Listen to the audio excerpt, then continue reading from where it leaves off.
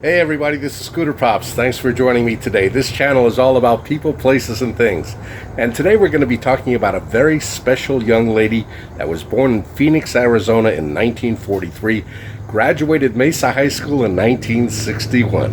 And I'm talking about Miriam Johnson. So stay tuned. Well, on May 25th, 1943, Miriam Johnson was born in Phoenix, Arizona.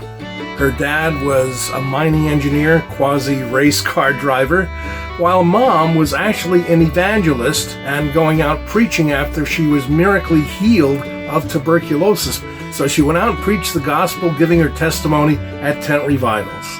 Miriam began to play piano at the age of 5 and was never pressured by mom or dad to take lessons, although she did go on to take lessons and even go so far as to learn music theory. Well, she started to play the piano in her mom's local church, and shortly thereafter, when she turned to be about age 15, she began to be a little bit of a rebel. She began sneaking out of the house and playing at local bars. At one point, she met a guy by the name of Dwayne Eddy, whose family moved from Corning, New York to Tucson, Arizona, and subsequently Coolidge. So she began backing his band, being vocals and piano. Shortly after that, in 1961, she graduated Old Main, which is actually Mesa's second high school. And in 1962, Dwayne Eddy and Miriam Johnson married. But it didn't last very long. She did get divorced in 1968 and then later married Waylon Jennings, who was a Mesa, Arizona resident. And this is where Miriam Johnson actually attended high school and graduated in 1961. This is the original site of Mesa High, the Old Main as it was known, and it burned down in 1967. Take a look around.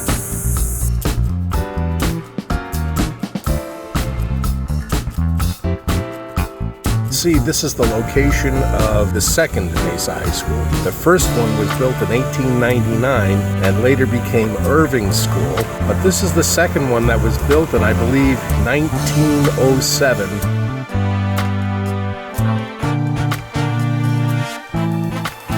Waylon helped Miriam get a record deal with RCA, and they changed her name to Jessi Colter. That has a little bit of a significance in that was her great-grandfather's name, who used to hang out with guys like Frank and Jesse James. As a matter of fact, her great-grandfather was also a train robber. Well, the record didn't do very well on RCA. It was called A Country Star Is Born, so they moved over to Capitol Records. And in 1975, a song called I'm Not Lisa was a big hit on pop charts and on country charts, zooming all the way to number 1. As a matter of fact, the album called I'm Jessi Colter was a number 1 charted hit for country radio. Anyway, that being said, she actually went on to do a couple of more records and absolutely recorded some amazing pieces with Waylon Jennings. I'm not Lisa.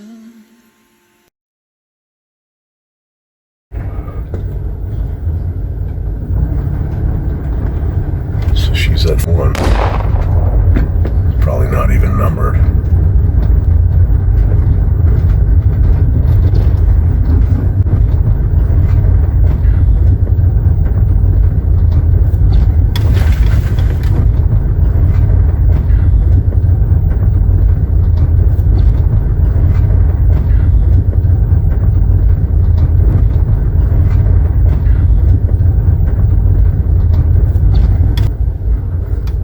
Right behind me is Jessi Colter's house. This is her home in Scottsdale. She also has a home in Nashville, Tennessee, actually Brentwood, but it's pretty close by to Nashville. But she's 78 years old right now, I think, and just as beautiful as she was way back in the day when she was married to Waylon Jennings. I just thought we'd take you up here as we take a look at the life and times of Waylon Jennings and Jessi Colter. As you can see behind me, this is the community that Jessi Colter lived before she moved up to Scottsdale. It's absolutely gorgeous up here with that little lake and just the serenity and peace that this place would provide. Just very, very beautiful. Unfortunately, we were not able to get into the community because it is gated, which is very understandable. Lots of security around. But you can see how beautiful this is.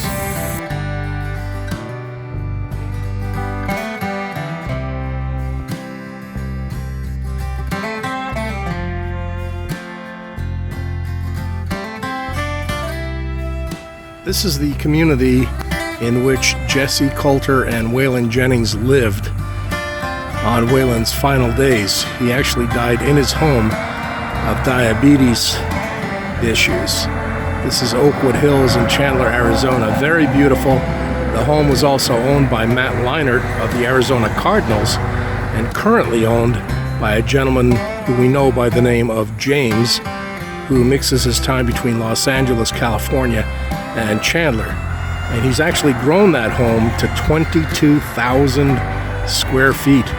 But you can see this is a beautiful community.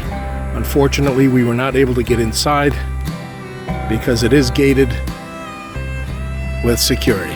We are now passing the City of Mesa Cemetery. We're going to enter, and you'll be able to see the Waylon Jennings Memorial. I'm not going to give you the specific address and location of where he's buried, but you can look it up online. It's available. I've now entered the City of Mesa Cemetery, but I will take you over to the memorial plaque.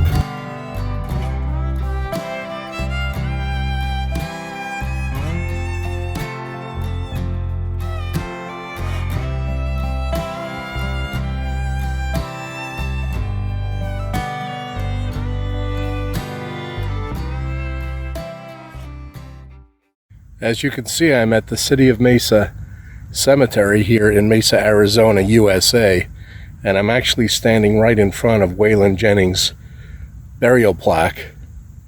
A lovely set of flowers here, and I'm going to bring that to you right now. It does bring back some memories. It does bring back a little sadness because my first radio station that I worked for was a country music radio station. So let me show you the plaque, and we'll just kind of move forward. That is the actual plaque and the beautiful flowers left here by, I'm not sure who actually left them, but they are beautiful. And I can bring the camera up there. A nice picture of Waylon on the front. And it says, a vagabond dreamer, a rhymer and singer of songs, a revolutionary in country music, beloved by the world. June 15th, 1937 to February 13th, 2002. Stay attached to your spirit. That's what I love about the Psalms album, because it's so human, yet it calls you out. You know, David would be so upset about things, but then he'd say, yet the King of old, working salvation in the midst of the earth. And you know, I'm with you, God. I mean, I know I'm being bad, but I'm with you, so. When Waylon Jennings went home to be with the Lord, Jessi Colter did affirm that Waylon had given his heart to Christ.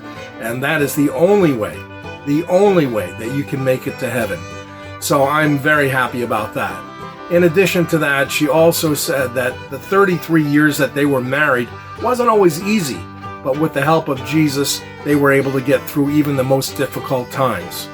Now, one thing I do have to tell you, being in that musical entertainment business for as long as I've been in, and many friends as well, it's not easy to be in a relationship for even one moment.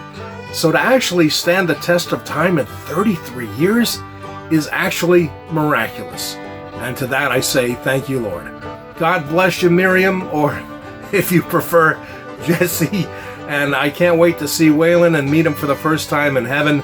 I know that you can't wait to get there to see him also. God bless you all, and thank you for listening today on this wonderful story about the two that I absolutely adore, Waylon Jennings, Miriam Jennings, aka Jessi Colter.